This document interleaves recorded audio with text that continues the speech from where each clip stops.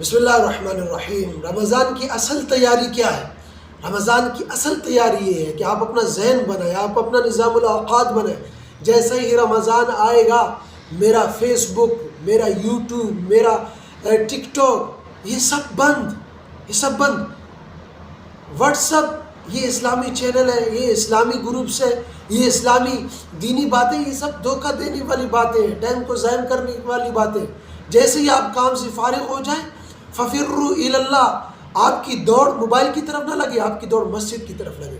آپ مسجد میں جائیں، کھلے تو موبائل نہ کھلے، یوٹیوب، فیس بک، ٹک ٹاک نہ کھلے، بلکہ قرآن کھلے۔ اب 1 مہینہ 11 مہینے آپ نے اپنی مرضی کے مطابق گزارے۔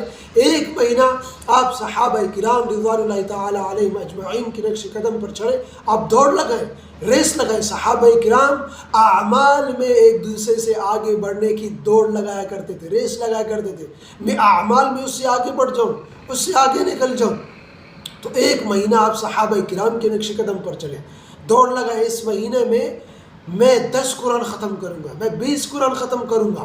تو اس لیے جیسے ہی کام سے فارغ ہو جائے تو فوراً آپ نماز کی طرف متوجہ ہو جائیں، آپ مسجد کی طرف دوڑ لگائیں، آپ اللہ سے اپنا تعلق قائم کر لیں۔ صرف اور صرف 1 مہینہ اللہ کو دے دیں۔ کرکٹ دیکھنا بھی بند کر دیں، کرکٹ کھیلنا بھی بند کر دیں، زیادہ سونا بھی چھوڑ دیں۔